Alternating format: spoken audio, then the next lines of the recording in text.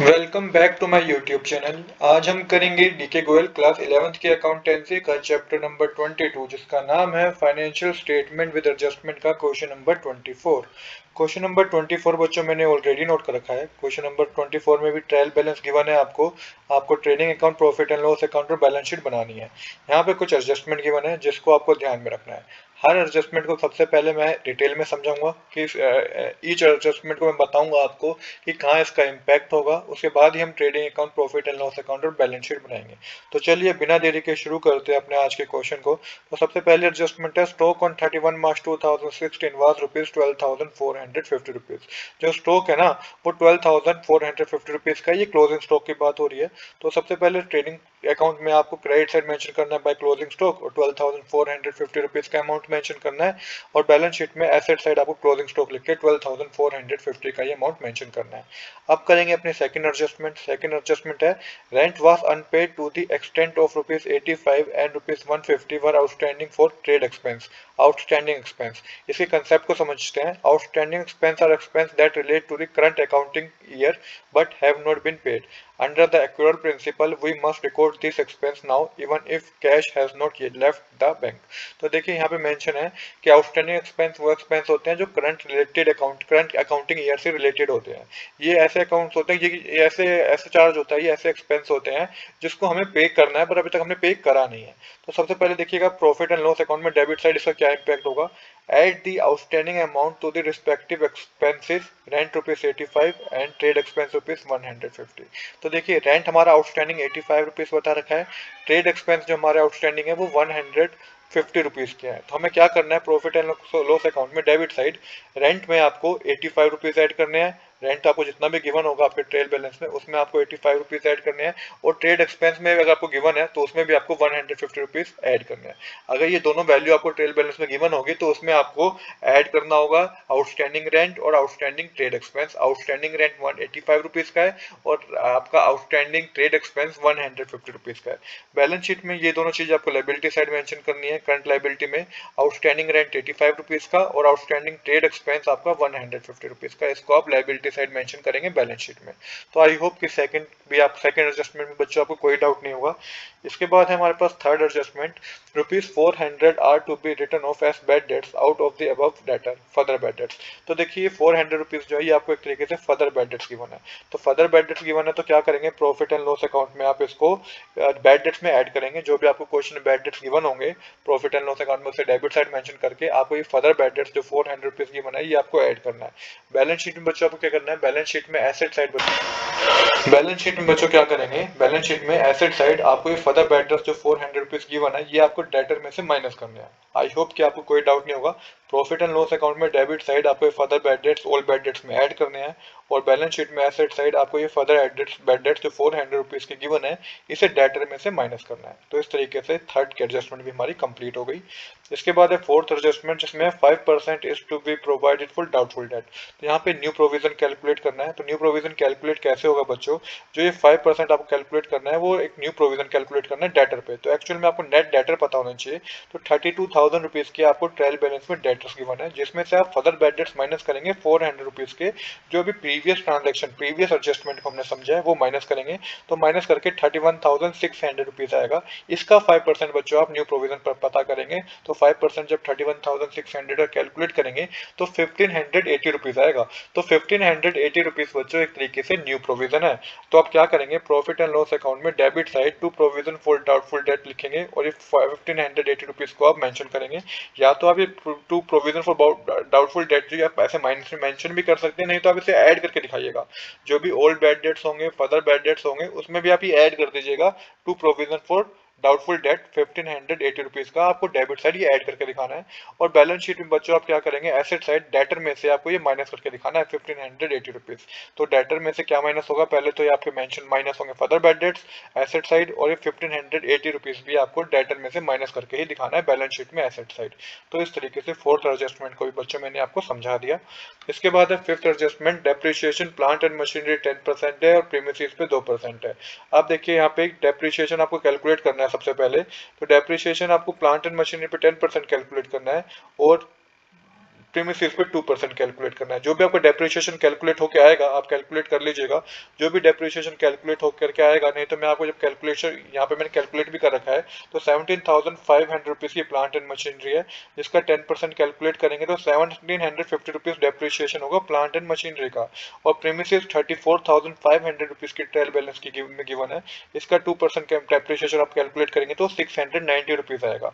अब आपको profit and loss account में डेबिट साइड आपको ये जो डेप्रिसिएशन आपने कैलकुलेट किया ना इसको दिखाना है। To depreciation on plant and machinery आप दिखाएंगे 1750 रुपीज, और टू डेप्रिसिएशन ऑन प्रीमिसेस आप दिखाएंगे 690 रुपीज। और बैलेंस शीट में एसेट साइड क्या करेंगे बच्चों, आप जो भी नेट वैल्यू होगी प्लांट एंड मशीनरी की और प्रीमिसेस की, उसमें से आप माइनस करके दिखाएंगे डेप्रिसिएशन को। तो आई होप कि फिफ्थ एडजस्टमेंट में बच्चों कोई डाउट नहीं होगा। अब है हमारी लास्ट एडजस्टमेंट बच्चों, जो manager is entitled to a commission of 5% on net profit after charging his commission. तो यहाँ पे मैनेजर की कमीशन आपको पता करनी है। एक बार कंसेप्ट को समझते हैं बच्चों। यहाँ पे this is a complex adjustment, ये बहुत ही कॉम्प्लेक्स एडजस्टमेंट है। इसको करने के लिए थोड़ा आपको कैलकुलेशन, इसको कंसेप्ट को समझना पड़ेगा तभी आप कर पाएंगे। इसके बाद है after charging such commission means the commission is calculated on the net profit after deducting all other expense including the commission itself. तो नेट प्रॉफिट आप कैसे आपको अगर ये कमीशन मैनेजर कमीशन पता करनी है, ये नेट प्रॉफिट से आप पता कर पाएंगे। अगर आपको नेट प्रॉफिट हुआ होगा, प्रॉफिट एंड लॉस अकाउंट में हमें नेट प्रॉफिट हुआ होगा, तभी हम मैनेजर कमीशन कैलकुलेट कर पाएंगे। तो एक बार देख लेते हैं। तो देखिए यहाँ पे मैंने प्रीवियस कैलकुलेशन हमें करनी पड़ेगी। आप जब trading account profit and loss account बना लेंगे, तभी आपको मैनेजर कमीशन पता चल पाएगा कि मैनेजर कमीशन कैसे कैलकुलेट करना है। तो यहाँ पे ग्रोस प्रॉफिट बच्चों 6,080 रुपीज का आएगा, जो हम ट्रेडिंग अकाउंट से पता करेंगे, जो कि मैं आपको आगे बताऊंगा। और जो एक्सपेंस होंगे ना प्रॉफिट एंड लॉस अकाउंट को, प्रॉफिट एंड लॉस अकाउंट वाली डेबिट साइड में जो जाएंगे, वो टोटल एक्सपेंस है 10,355 रुपीज के। अब देखिए क्रेडिट साइड खाली हमारे पास 6,080 रुपीज है, और जो डेबिट साइड है प्रॉफिट एंड लॉस अकाउंट में वो 10,355 रुपीज है। तो यहाँ पे बच्चे जो नेट लॉस है ना वो 4,275 रुपीज का है। और अभी मैंने बताया कि नेट प्रॉफिट, आपको एडजस्टमेंट में भी नेट प्रॉफिट के बारे में बता रखा है कि नेट प्रॉफिट पे आपको मैनेजर की कमीशन पता करनी है 5%।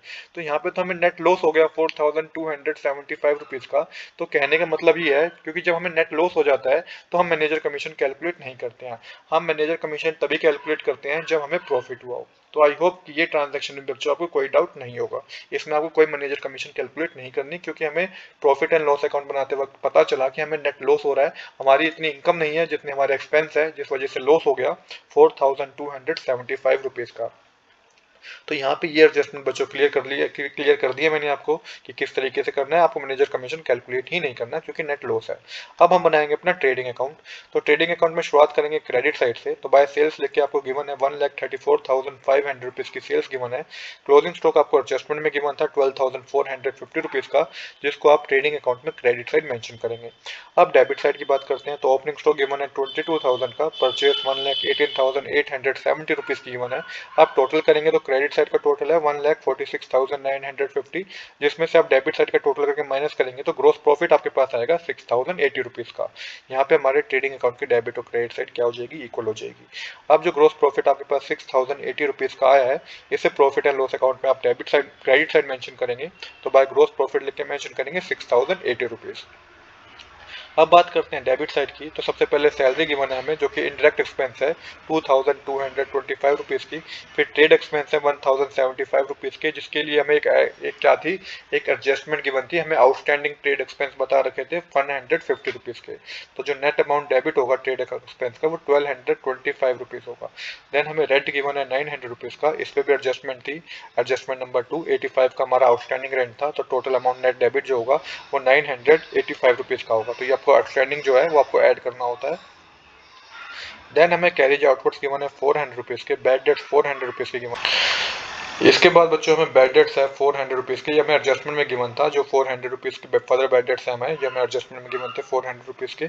इसमें आप ऐड करेंगे प्रोविजन फॉर डाउटफुल डेट, मतलब कि न्यू प्रोविजन, जो कि एडजस्टमेंट में हमने पता किया था 1,580 रुपीज का आया था। जो नेट अमाउंट डेबिट होगा वो 1,980 रुपीज का होगा। इसके बाद डिस्काउंट गिवन है 1,100 रुपीज का ट्रेल बैलेंस पे। डेप्रिशिएशन मशीनरी पे कैलकुलेट किया था हमने एडजस्टमेंट में 1,750 रुपीज का, और डेप्रिशिएशन प्रीमिसेस पे कैलकुलेट किया था 690 रुपीज का। तो इस तरीके से बच्चों हमने profit and loss account complete कर लिया है। यहाँ पे बच्चों डेबिट साइड का टोटल ज़्यादा है जो कि 10,355 रुपीज़ है, जिसमें से आप प्रॉफिट जो है हमारा 6,080 रुपीज़ का ग्रोस प्रॉफिट ये माइनस करेंगे तो हमारे को नेट लॉस हुआ है बच्चों 4,275 रुपीज़ का, जिसको आप क्रेडिट साइड मेंशन करेंगे। तो इस तरीके से प्रॉफिट एंड लॉस अकाउंट भी हमारा कंप्लीट हो गया। अब हम बनाएंगे अपना बैलेंस शीट। तो बैलेंस शीट में शुरुआत करते हैं एसेट साइड से।